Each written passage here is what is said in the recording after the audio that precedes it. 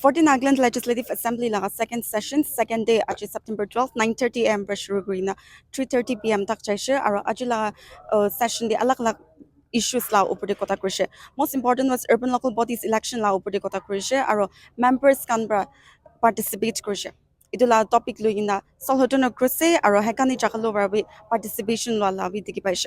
Itu discussion hoa bichidi Nagaland Municipal Bill 2023 House by introduce kurise aro itu bill do special committee ekta constitute huina takan ki pass koro kuina janai dishe aro speaker shangai longkhamer taira special committee do choldi constitute koro kuina janai dishe aji UCC la upor di lugina house pra ekta resolution adopt kurise aro itu do house pra unanimously UCC do state the amend nukuriwo aro follow nukuriwo kuina wi ekta unanimously adopt hola wi janai dishe ajula session de itula important highlights itu tagishe. We'll have a look at the session will we aro next session, that is the last day of the 14th NLA second session to September 14 9:30 am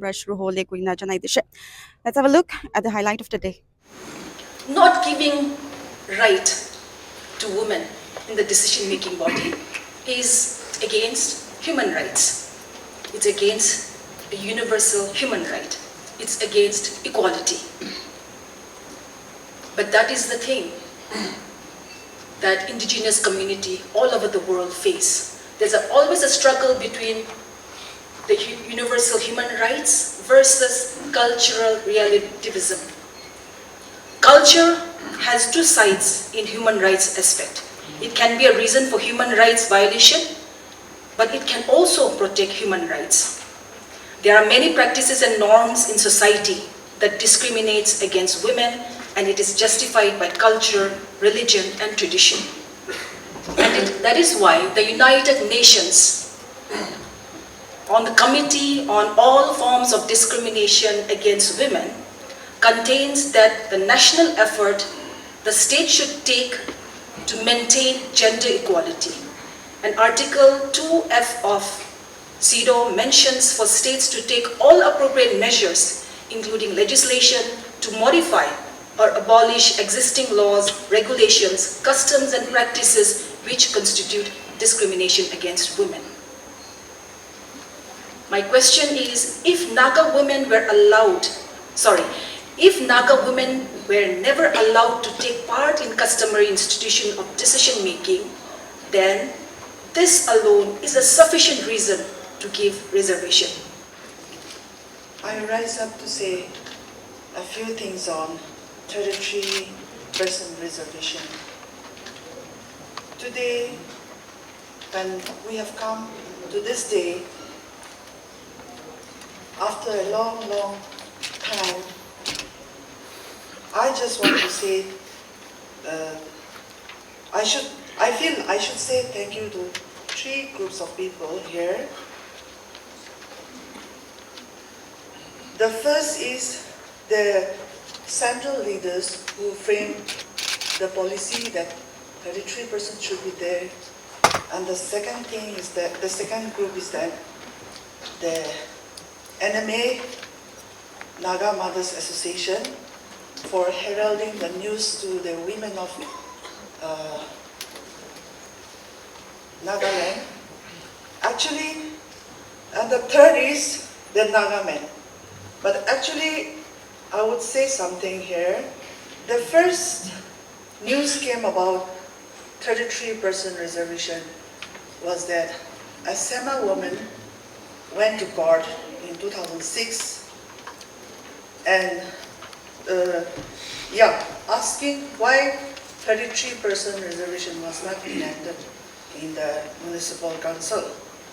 From there, the news was taken to the Naga women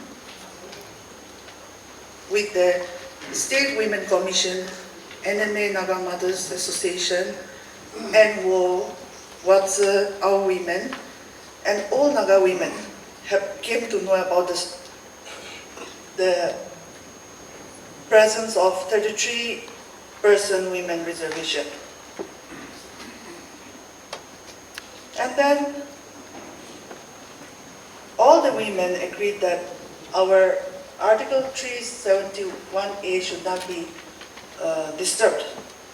And it came to a point where everything has to be changed.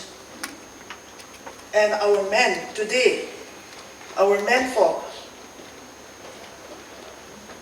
almost all, I can say all, our menfolk has said today that it has to be there, women also has to be there, and to go ahead, to progress, we need all these policies to be put together.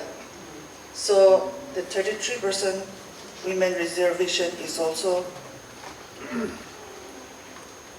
approved by our Naga men, for which I would like to say a big thank you to our Naga men. Thank you. Item number 5. Introduction of Government Resolution on Uniform Civil Code. Honorable members, I have received a notice from Shri Nipurio, Honorable Chief Minister, for introducing a resolution on Uniform Civil Code, and I have admitted the notice. Now, the Honorable Leader of the House and Honorable Chief Minister may move for leave of the House to introduce the resolution on Uniform Civil Code.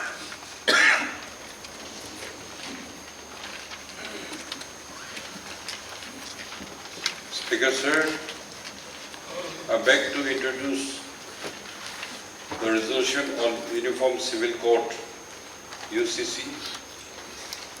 Whereas the Government of India has appointed the 22nd Law Commission of India on 21st of February 2020, and its terms have been extended up to the 31st of August 2024.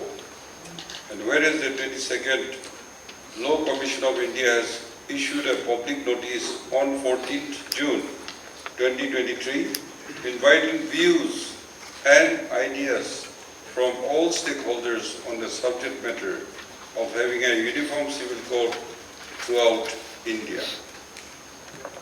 And whereas the government of Nagaland, through a cabinet decision, had earlier submitted its views on this subject to the 22nd Law Commission on the 4th July 2023, conveying its opposition to UCC on the ground of unique history of Nagaland since the pre-Indian British era, the assurance of the non-interference policy starting from the pre-independence time and continued by Government of India in social and religious practices and customaries and laws of the people, and the constitutional guarantee a special provision given under Article 371A, and strongly urging that Nagaland be completely exempted from the purview of UCC. And whereas in the consultative meeting with the various stakeholders on the subject of UCC, etc., organized by the state government on the 1st September 2023, the representative of the various tribal host organizations have expressed their strong resentment and objection to the idea of having a uniform civil code. Is that leave be granted to introduce the bill, Nagaland Municipal Bill 2023. All those who are in favor of granting leave to introduce the bill may say aye.